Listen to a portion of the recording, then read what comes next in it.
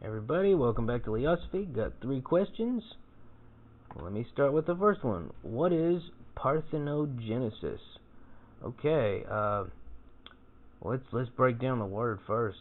Parthenos means virgin. Usually, like it's a reference to a deity, like Athena or Artemis, or the constellation Virgo.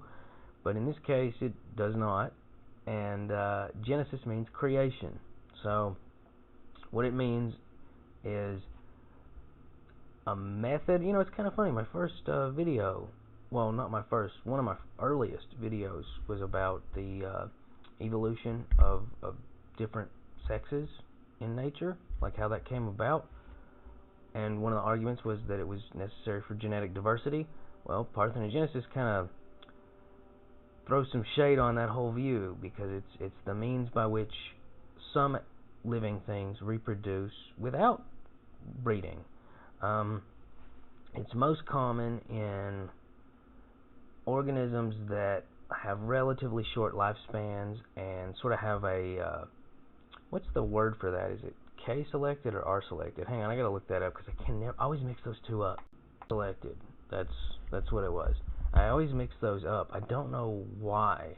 But anyway, organisms that their strategy is to produce a lot of offspring and just sort of see what happens. Like a good comparison would be you've got salmon who have just hundreds of eggs that then the salmon die immediately and they're just sort of left to their own devices, so the survival rate is really low. And then on the other hand, look at an elephant. It takes an elephant like it's 1 or 2 years just to have a baby, and then they invest all their time and energy, years and years, into ensuring its survival. That would be a great example of K-selection. Humans, obviously, great example of K-selection. Animals, on the other hand, where you don't live a very long lifespan and you just really want to increase your numbers, increase your likelihood of spreading your genes, that's sort of advantageous. And so what you have are females of the species who are capable of developing embryos without those egg cells being fertilized. Sometimes what you end up with are like all-female clones. Other times in really rare cases, you end up with all-male versions. Like there's one species of scorpion that does that. And then in the case of eusocial organisms, like, specifically hymenopterans, ants and bees and wasps, sometimes you have haplodiploidy, where a fertilized egg from breeding will produce a female of the species, and an unfertilized egg will produce a haploid. That is to say, they have half the genetic material, male of the species. And that is a whole other video about eusociality and things like that. But anyway, that's what parthenogenesis is. And it's like I said, it's a great way to increase the numbers of an animal that has a low chance of survival. That's why you see it in like aphids and scorpions and some fish, really vulnerable, usually small fish. You're not really going to see parthenogenesis in the big investor animals.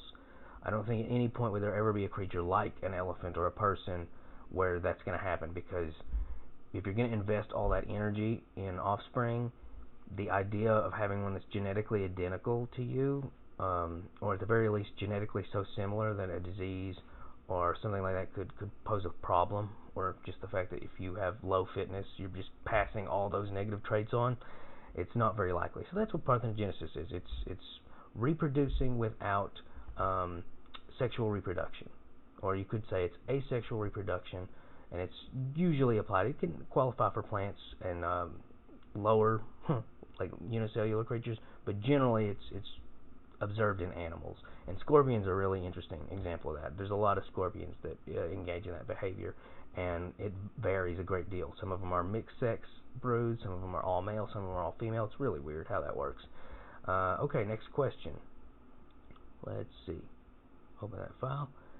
What is language? Is it natural or learned? Oh man, that's a really good question. Yeah, it's both. Language is definitely learned in the sense that, if you look at language trees, they stem from changes that happen over time. And, a baby born to British parents who's raised in China, they're going to learn Mandarin, not English. So it's not instinctive in that sense. But interestingly, there is a huge genetic predilection for humans to engage in language. Like, I would say that it is instinctive at its foundation and then learned in other respects. Kind of like, if you think about eating, all humans instinctively eat, but culture, the lens through which we view what is appropriate and inappropriate, is going to change what you find palatable and appetizing, right? Somebody in Mongolia might be disgusted by certain things that we eat in the West, and vice versa, right? Well, similarly with language, this is the most interesting thing to me. Babies, when they're learning to talk, this is instinct, clearly, not learned. They will say every phoneme. They will vocalize every phoneme that a person is capable of producing. So a baby born in Korea, you will hear that baby go zzz, even though that's not, I don't think, a phoneme in Korean.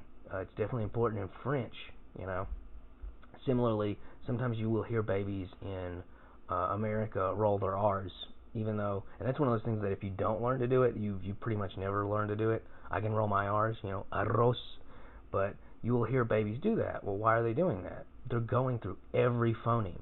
They're going through every possible sound they can make, and then they start narrowing it down based on what they hear their parents say. And they just keep narrowing it down until they're able to enunciate words and then construct strings of words and understand the meaning of those words. And it's really fascinating, but it's absolutely a blend of instinct and learned behavior. So humans they have an instinct to speak languages. If you were to take somehow 10 babies from different parts of the world and put them in an environment where they're going to be cared for but not spoken to by, like, I don't know, machines or something, like a creepy Teletubby kind of scenario, they're still going to develop language. And in fact, they're going to develop a language among each other, totally unique and different, but it's going to exist, and it's going to use those phonemes. So, yeah, it's instinctive and learned at the same time. It's a wonderful and amazing thing about humans. Last question. This one's going to be a lot shorter and simpler, I think. Are any of your tarantulas dangerous? So somebody's been seeing some of the. Actually, the tarantulas get more views than anything else. Maybe I should make more vids on them. But especially Noir, that vid. Anyway, I'm not going to rant about it because it's going to make the vid too long. Anyway, currently no, none of mine are dangerous. There's an interesting distinction between New World and Old World tarantulas. New World, that is to say from North, Central, and South America, their venom is like honeybees or yellow jackets, without the risk of an allergic response. More people die from bee stings every year than any other animal except for mosquitoes, and that's because of the allergic response. Well, nobody's had an allergic response to tarantula venom to date, at least not anaphylaxis. That being said, so yeah, if you want to know what a bee sting feels like and you're allergic to bees, you could try a tarantula, I guess, New World, because it hurts a little bit, localized swelling, itching. That's the symptoms of mine currently. At some point, maybe I will get an Old World, maybe even soon, but probably not. Not because I'm averse to it, but because I don't want to be. I know if I get any more, I'm going to end up just keep going until I get 100. Right now, I just got 4. Anyway, New World venom is not significant. In other words, it's very mild, and that's what I currently have. I have 4 New World tarantulas: a Chromatopelma cyanopubescens, a Grammostola pulchra, a Grammostola brachypelma albopilosum, and a Brachypelma vagans. I might, at some point in the near future, acquire a Poecilotheria regalis, in which case, here's the thing, the Old World, the African and Asian species, they do have medically significant venom. Nobody to date has been recorded dying from any tarantula bite.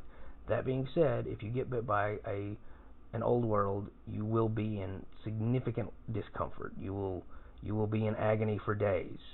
I know pregnant women, well, not pregnant women, women who've had babies, who have also been bit by, for example, an OBT, that's an African species, Pteronoculus murinus. They say that it was worse than giving birth. I don't know that. I've never been bit by one. I've actually never been bit by a tarantula, period. I've only been stung by a wasp once in my life. Even though I keep bees, I've never been stung by a honeybee either. So, that's why I keep an EpiPen handy. Because I don't know. I don't know what'll happen. But, yeah, bottom line, mine aren't dangerous. It is medically significant to be bit by an Old World. Nobody's died from it, but it hurts a lot. That's all. Like, subscribe, share, keep asking questions. Bye.